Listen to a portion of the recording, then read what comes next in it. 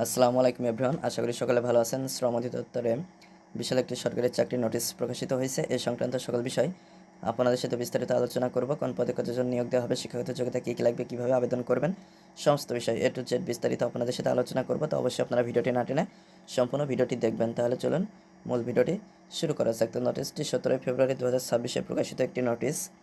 তো এখানে সর্বপ্রথম যে পদটি নিয়ে আলোচনা করব সেটা হচ্ছে ষাট মুদ্রাক্ষরিক কাম কম্পিউটার অপারেটর 3 নম্বর পদ। এখানে মোট 14 জন নিয়োগ দেওয়া হবে। তো এই পদটিতে আবেদন করতে গেলে শিক্ষাগত যোগ্যতা এবং অভিজ্ঞতা প্রয়োজন। স্বীকৃত বিশ্ববিদ্যালয় হতে অনন্য দ্বিতীয় শ্রেণী বা সমানের সিজিপিতে স্নাতক বা সমানের ডিগ্রি এবং কম্পিউটার ব্যবহারের দক্ষতা। এছাড়া লিপিতে ইংরেজিতে সর্বনিম্ন গতি প্রতি মিনিটে 70 শব্দ, বাংলায় 45 শব্দ। কম্পিউটার মুদ্রাক্ষরিক প্রতি মিনিটে ইংরেজিতে 30 শব্দ এবং বাংলায় 25 শব্দের গতিসহ সংশ্লিষ্ট বিষয়ে উত্তীর্ণ হতে হবে। তো এরপরে 4 নম্বর হচ্ছে ল্যাবরেটরি টেকনিশিয়ান। এখানে 8 জন নিয়োগ দেওয়া হবে। স্বীকৃত বিশ্ববিদ্যালয় হতে জীববিজ্ঞান বিষয়ে স্নাতক বা সমানের ডিগ্রি হতে হবে। স্বীকৃত ইনস্টিটিউট বা প্রতিষ্ঠান হতে প্যাথোলজিক্যাল ল্যাবরেটরিতে ল্যাবরেটরি টেকনিশিয়ান হিসেবে 1 বছরের কাজের অভিজ্ঞতা থাকতে হবে। সকল জেলার প্রার্থী আবেদন করতে পারবেন। 5 নম্বর হচ্ছে লাইব্রেরি সহকারী। এখানে 4 জন নিয়োগ দেওয়া হবে। স্বীকৃত বিশ্ববিদ্যালয় হতে গ্রন্থাগার বিজ্ঞান, তথ্য বিজ্ঞান বা গ্রন্থাগার ব্যবস্থাপনা বিষয়ে স্নাতক বা সমানের ডিগ্রি থাকলে আবেদন করতে পারছেন। 6 নম্বর হচ্ছে পরিবার কল্যাণ পরিদর্শিকা। এখানে গ্রেড 14 অনুযায়ী বেতন স্কেল থাকছে। মোট 18 জন নিয়োগ দেওয়া হবে। স্বীকৃত বিশ্ববিদ্যালয় হতে স্নাতক বা সমানের ডিগ্রি এবং স্বীকৃত ইনস্টিটিউট বা প্রতিষ্ঠান হতে হাসপাতাল বা ক্লিনিকে পরিবার কল্যাণ পরিদর্শিকা হিসেবে অনন্য 2 বছর কাজের অভিজ্ঞতা থাকতে হবে। অডিও ভিজুয়াল অপারেটর হিসেবে 2 জন নিয়োগ দেওয়া হবে। ফার্মাসিস্ট হিসেবে 3 জন নিয়োগ দেওয়া হবে।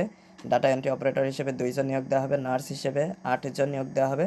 স্বীকৃত ইনস্টিটিউট বা প্রতিষ্ঠান হতে নার্সিং পেশায় ডিপ্লোমা থাকতে হবে। ডিসপেন্সারি অ্যাটেন্ডেন্ট হিসেবে 5 জন নিয়োগ দেওয়া হবে। স্বীকৃত বোর্ড বা মাধ্যমিক স্কুল সার্টিফিকেট বা সমান পরীক্ষা উত্তীর্ণ হতে হবে। স্বীকৃত ইনস্টিটিউট বা প্রতিষ্ঠান হতে কোনো হাসপাতালে ওয়ার্ড বয় হিসেবে 1 বছরের কাজের অভিজ্ঞতা থাকতে হবে। এছাড়া পরিচ্ছন্নতা কর্মী হিসেবে 2 জন, আয়া হিসেবে 1 জন, আর প্রথম পদটি হচ্ছে সাড লিপিকার কাম কম্পিউটার অপারেটর হিসেবে 1 জন, হিসাবরক্ষক হিসেবে 1 জন নিয়োগ দেওয়া হবে। তো প্রত্যেকটারই শিক্ষাগত যোগ্যতা এবং অভিজ্ঞতা কী কী প্রয়োজন হবে সেগুলো এখানে পাশে উল্লেখ করা রয়েছে। এগুলো আপনারা একটু দেখে নিতে পারেন। তো আমি একটু আবেদন করার শর্তাবলী যেগুলো প্রয়োজন হবে সেগুলো আলোচনা করতে চাই। 1/2/2026 তারিখে সর্বনিম্ন 18 এবং সর্বোচ্চ 32 বছরের ভিতরে যাদের বয়স রয়েছে তারা আবেদন করতে পারবেন। বয়স প্রমাণের ক্ষেত্রে কোনো প্রকার এফিডেভিট গ্রহণযোগ্য হবে না। ক্রমিক নং 1 ও 3-এ বর্ণিত পদে বিভাগীয় প্রার্থীর ক্ষেত্রে বয়স 40 বছর পর্যন্ত শিথিলযোগ্য।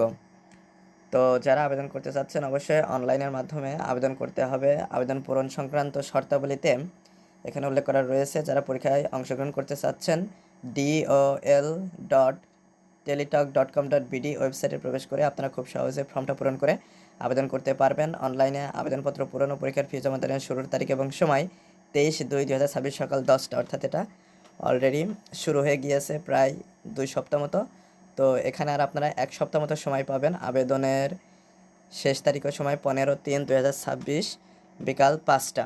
উক্ত সময়সীমার মধ্যে ইউজার আইডি প্রাপ্ত প্রার্থীগণ অনলাইনে আবেদনপত্র সাবমিটের সময় থেকে পরবর্তী 72 ঘন্টার মধ্যে SMS-এ পরীক্ষার ফি জমা দিতে পারবেন। অনলাইনে আবেদনপত্রে আপনার রঙিন ছবি এবং স্বাক্ষরে আপলোড দেওয়ার প্রয়োজন পড়বে।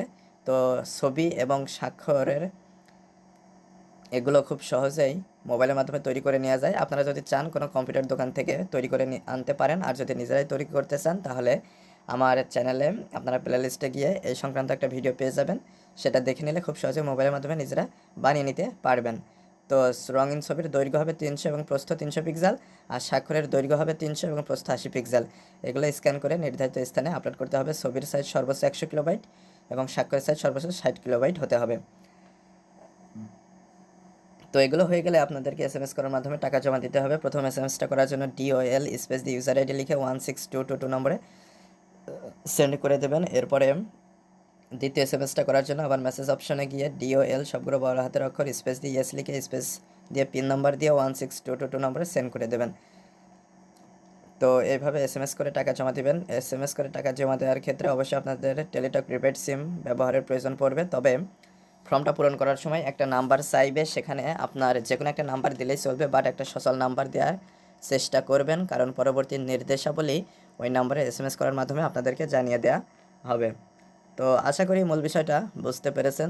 তো আজকে এ পর্যন্তই। ভিডিও সংক্রান্ত কোনো মতামত থাকলে অবশ্যই কমেন্ট করে জানাবেন, আর চ্যানেলটি সাবস্ক্রাইব না করে থাকলে অবশ্যই সাবস্ক্রাইব করে আমাদের সাথেই থাকবেন।